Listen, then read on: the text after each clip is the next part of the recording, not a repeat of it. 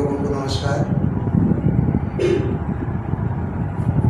Good evening सभी लोगों को नमस्कार भैया, नमस्कार। कैसे हैं आप लोग?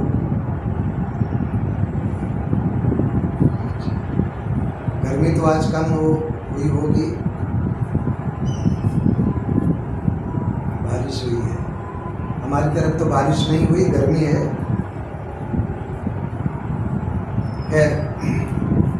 अब आगे समय को किल न करते हुए शुरू कर दिया जाए। हम लोगों ने कल एडजेक्टिव के काइंड्स, कितने प्रकार के एडजेक्टिव होते हैं, इसकी चर्चा कर ली थी। और आज की चर्चा होनी है कि एडजेक्टिव नाउन की तरह से कैसे प्रयोग में आता है, या एडजेक्टिव कभी कभी नाउन बनता है और कैसे नाउन बनता है, इसकी चर्चा। तो मैं चाहूँगा कि इसमें से थोड़ा फोकस आपका बोर्ड पर करें। पीटर पेन कहाँ है?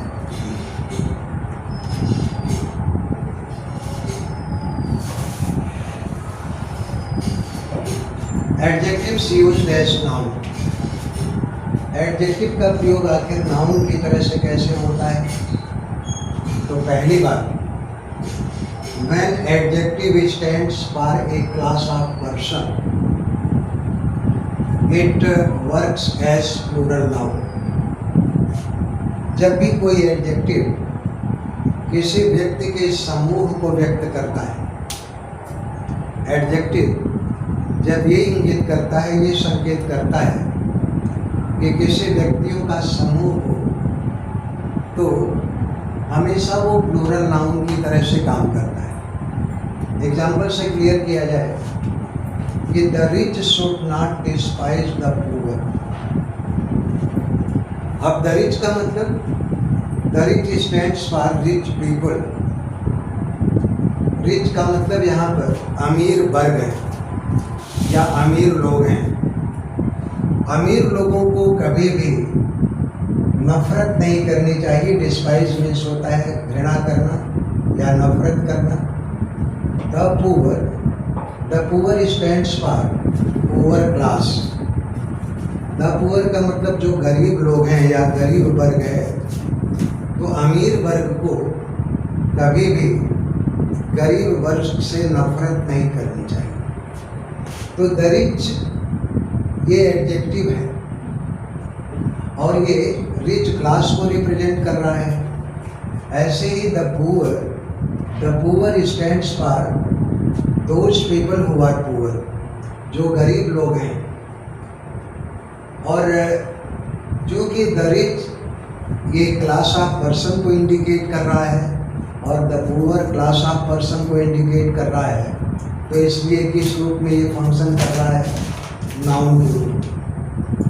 और मित्रों, बड़ा क्लियर सा फंडा है कि कोई भी वर्ड अगर वर्ब के पहले आएगा सब्जेक्ट के रूप में, तो हमेशा नाउन का काम करेगा, क्योंकि किसी भी वर्ब का सब्जेक्ट हमेशा नाउन या प्रोनाउन ही होता है। तो सब्जेक्ट के रूप में कोई भी वर्ड आएगा, चाहे वो एडजेक्टिव हो, चाहे इन्फिनिटिव हो या फिर जेरेंड हो, वो हमेशा नाउन का ही काम करेगा। तो द रिच ये है एडजेक्टिव, लेकिन काम किस तरह से कर रहा है? नाउन की तरह से, क्योंकि वर्ब का सब्जेक्ट हमेशा नाउन ही होता है। ऐसे ही the meek are blessed. Meek कहते हैं संकोची व्यक्ति को, जो संकोच करता हो, जो भोला हो, जो एग्रेसिव ना हो, ऐसे लोगों को मीक कहते हैं। द मीक शब्द जो है पूरे संकोची वर्ग का प्रतिनिधित्व कर रहा है, इसलिए एडजेक्टिव है। लेकिन काम किस तरह से कर रहा है? एडजेक्टिव की तरह से। और एडजेक्टिव हो करके ये क्या? नाउन बन रहा है। क्यों नाउन बन रहा है?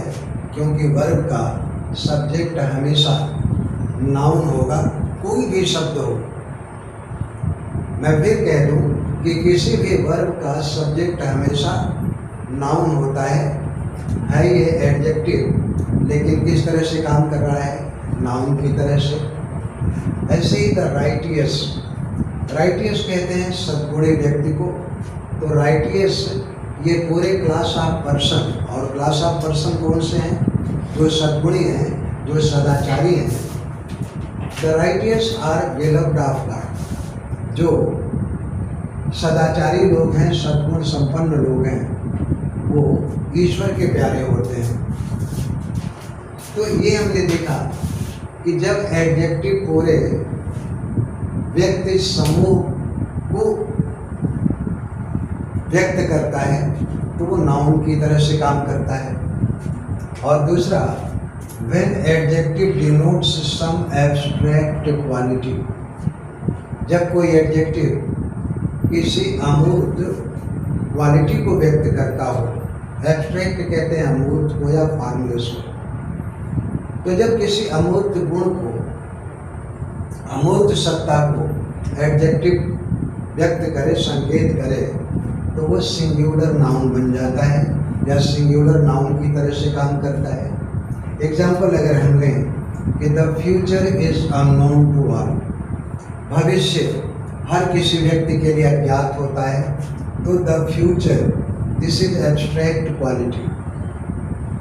भविष्य यानी आने वाला वक्त, आने वाला समय कैसा होगा, ये हर किसी व्यक्ति के लिए अबूझ है, अज्ञात है। तो फ्यूचर एब्स्ट्रैक्ट क्वालिटी को व्यक्त कर रहा है। द फ्यूचर का मतलब होता है the time to come, the time to come, या फ्यूचरिटी भी आप कह सकते हैं, फ्यूचरिटी। और he is lover of the beautiful. The beautiful का मतलब होता है ब्यूटीफुल थिंग्स, ब्यूटीफुल थिंग्स। वह सौंदर्य का प्रेमी है।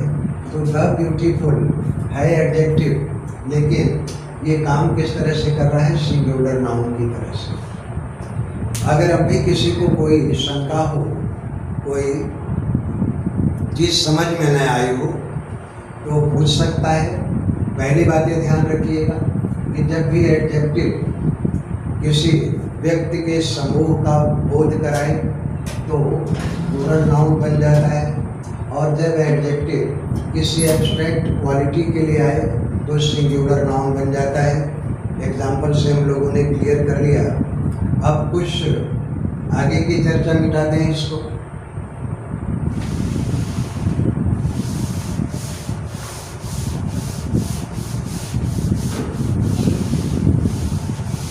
Some phrases are always used as noun.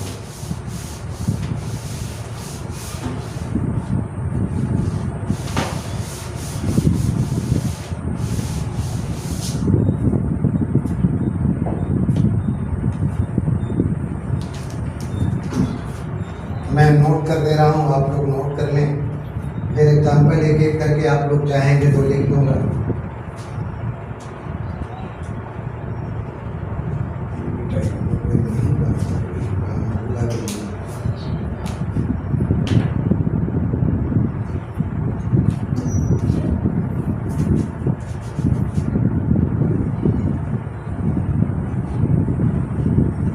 Some phrases जो कि एडजेक्टिव होते हैं are used as noun in general.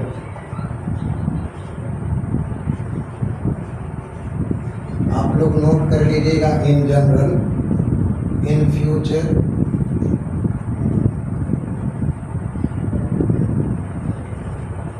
in general, in future, in short,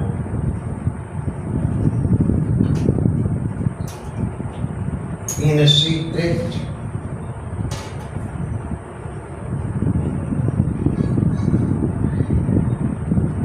before long,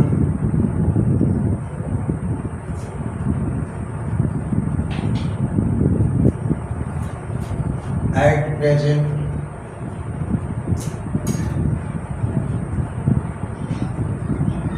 for good,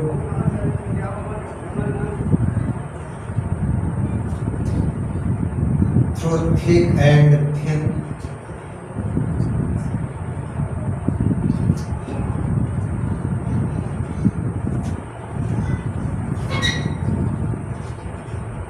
through thick and thin, for better or worse.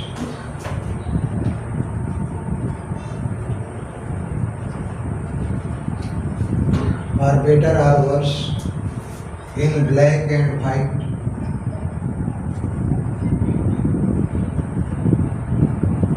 in black and white, right or wrong,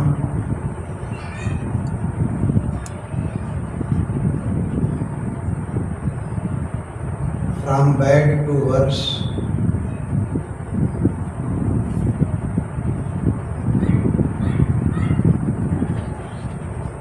from bad to worse, the long and short.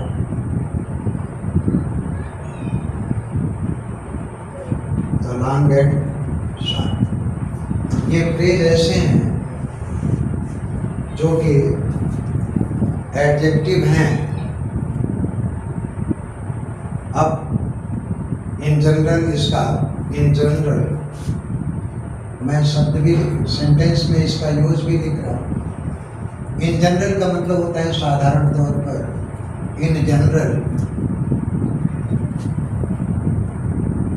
The meeting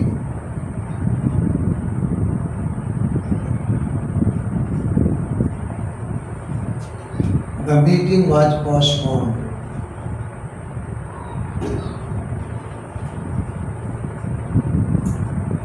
आमतौर पर कहा जाए या साधारण तौर पर कहा जाए तो मीटिंग स्थगित हो गई। इन फ्यूचर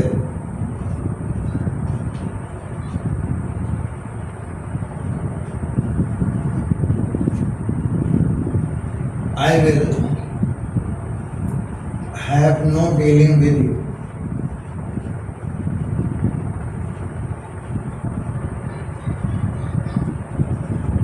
भविष्य में मैं आपसे कोई वास्ता नहीं रखूंगा। इन शॉर्ट, अगर संक्षेप में कहा जाए तो in short, I cannot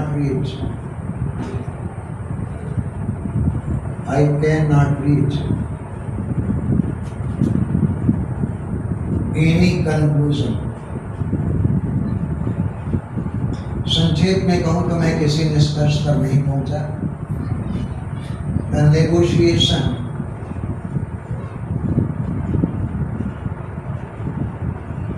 negotiation कहते हैं डीलिंग को या समझौते को। The negotiation was made in a secret. गोपनीय ढंग से नेगोशिएशन को। बिफोर लॉन्ग का मतलब होता है जल्दी। I will see you before long. Before long का मतलब जल्दी ही मैं आपसे मिलूंगा। At present,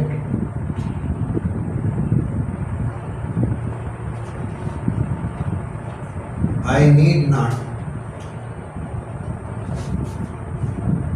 any help. At present का मतलब फिलहाल या अभी मुझे किसी हेल्प की ज़रूरत नहीं है। For good का मतलब होता है हमेशा के लिए। ये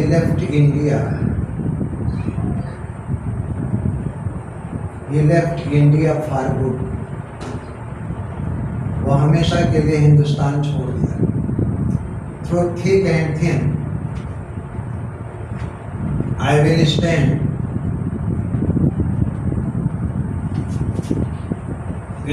bye you through all thick and thin.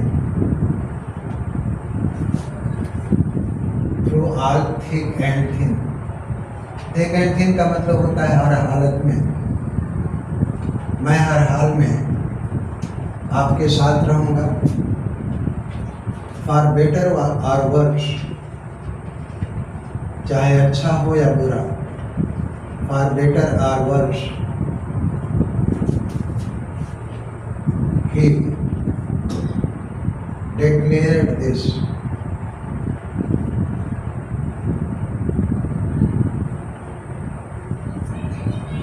उसने जो घोषणा किया वो चाहे अच्छा हो या फिर बुरा हो।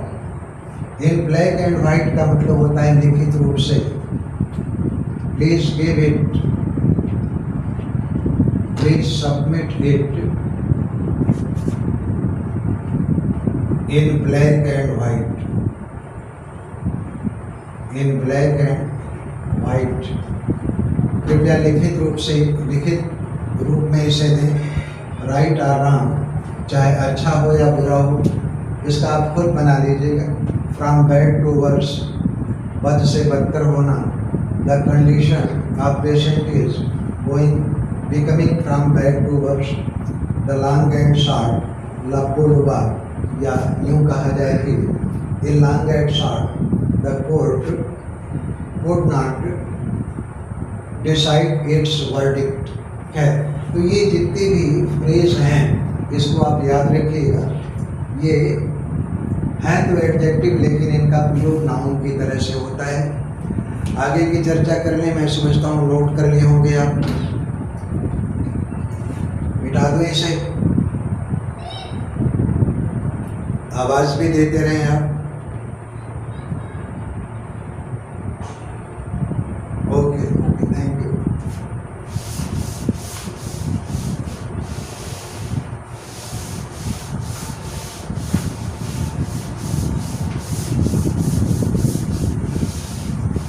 जो याद करने चीज है, ध्यान रखने वाली चीज है, वो सब यही है, बाकी और कुछ नहीं है ये।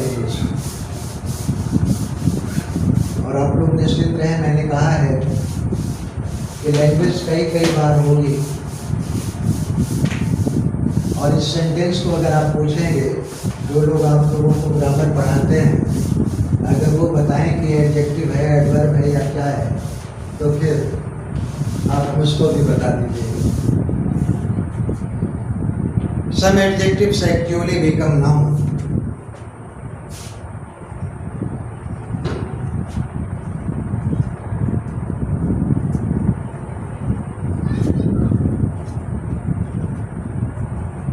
Some adjectives actually become noun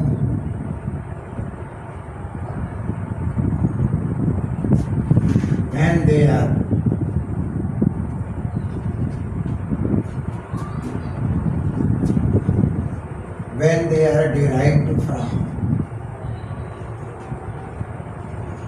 proper noun. कुछ एडजेक्टिव वास्तव में नाउन बन जाते हैं जब वो प्रॉपर नाउन से बनते हैं। तो जैसे अगर हम ये कहें ऑस्ट्रेलिया, ऑस्ट्रेलिया ये प्रॉपर नाउन है क्योंकि ये किसी देश विशेष का नाम है। लेकिन अगर इसी को ऑस्ट्रेलियन कह दिया जाए, ऑस्ट्रेलियन, या फिर ऑस्ट्रेलियन,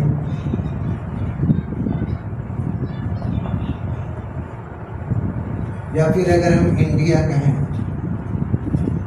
तो इंडिया से एडजेक्टिव बन जाएगा क्या, इंडियन, या फिर इंडियंस। तो कुछ एडजेक्टिव वास्तव में जो प्रॉपर नाउन से बनते हैं, उनका प्रयोग सिंगुलर भी हो सकता है और प्लूरल भी हो सकता है। एग्जाम्पल अगर हम लें कि ऑस्ट्रेलियन,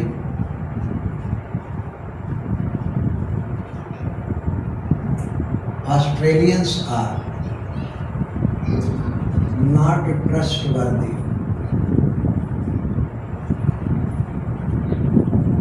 ऑस्ट्रेलियन विश्वसनीय नहीं होते। या हमें भी कह सकते हैं कि Australian team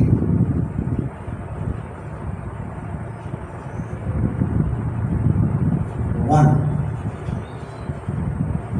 by an innings, Australian team एक पारी से जीत गई। तो ऑस्ट्रेलियन ये एडजेक्टिव है, और इसमें आपने देखा कि प्लूरल हो गया ऑस्ट्रेलियंस, और ऑस्ट्रेलियन इसमें जो है सिंगुलर है। तो कुछ एडजेक्टिव ऐसे होते हैं जो प्रॉपर नाउन से बनते हैं, उनका प्रयोग सिंगुलर में भी हो सकता है और प्लूरल में भी हो सकता है। अगर हम इंडिया की बात करें तो इंडिया जो है वो प्रॉपर नाउन है, और इंडिया हमें कहें कि इंडियंस आर लेजी पीपल, भारतीय लोग बड़े आलसी होते हैं।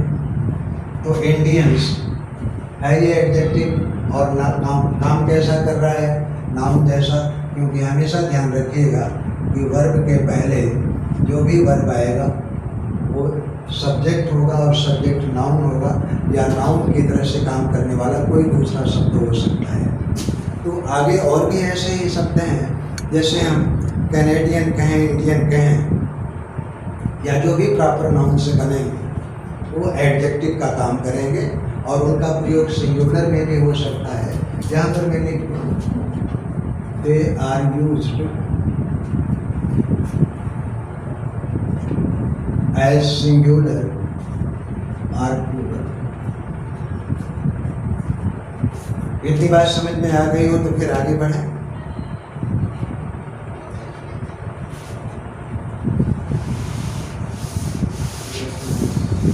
Okay, thank you very much.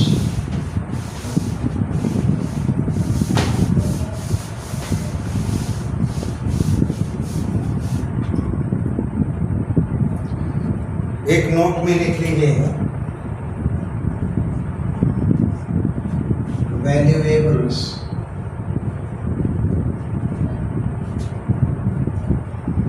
और eatables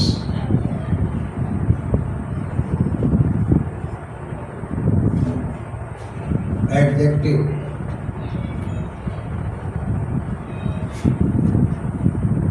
function as noun,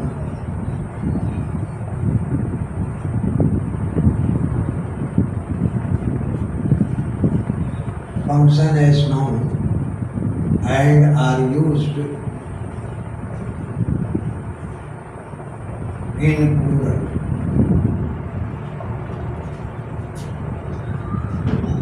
valuable और ईटेबल्स, वैल्यूएबल जानते हैं कीमती सामान, और ईटेबल्स का मतलब होता है वो वस्तुएं जो खाने वाली होती हैं। तो इनका प्रयोग हमेशा किस रूप में होता है, प्लूरल। जैसे वैल्यूएबल्स आर,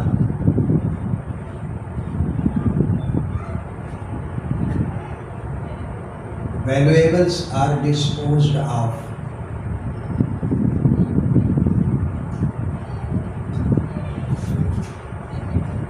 जितने भी कीमती सामान थे सबको बेच दिया गया।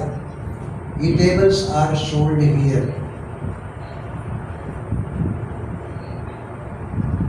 eatables are sold here। जो भी खाद्य पदार्थ हैं वो यहाँ पर बेचे जाते हैं एज एडजेक्टिव, लेकिन इनका प्रयोग नाउन के रूप में हुआ है, और ये हमेशा प्लूरल ही इस्तेमाल किए जाते हैं। नेक्स्ट लिया जाए, कुछ एडजेक्टिव ऐसे होते हैं जो पर्सन को डिनोट करते हैं। मिटा दें इसको,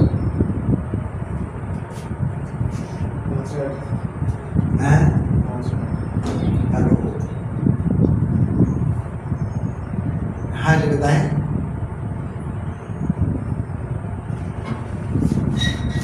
अच्छा अच्छा,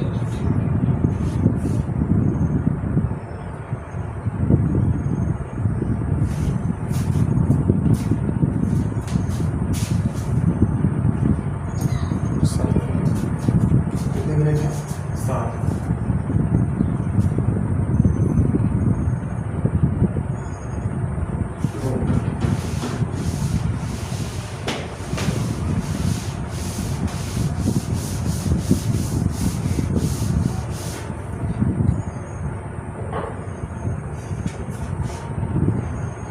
Some adjectives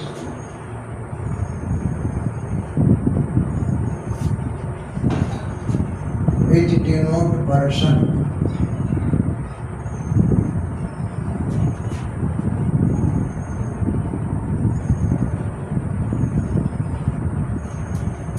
are used as noun।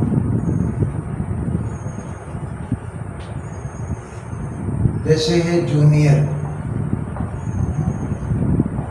Senior,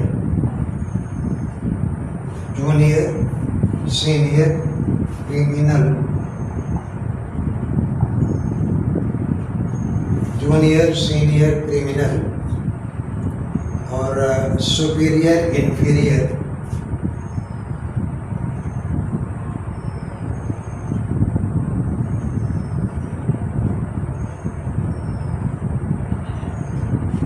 superior, inferior, nobles, savage, minors,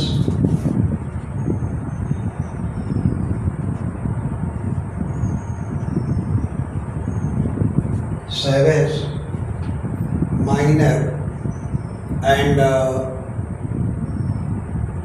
elders.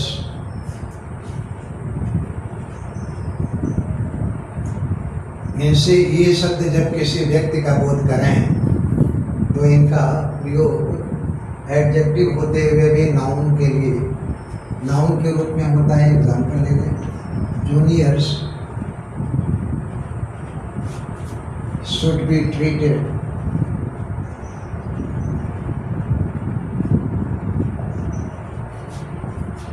treated with kindness.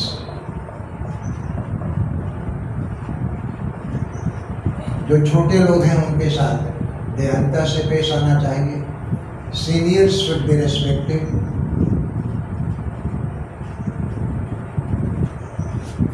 Seniors should be respected. अभी जूनियर और सीनियर हैं तो एडजेक्टिव, लेकिन काम ये किस तरह से कर रहे हैं, नाउन की तरह से, क्योंकि वर्ब का सब्जेक्ट हमेशा नाउन होता है। Criminals were punished,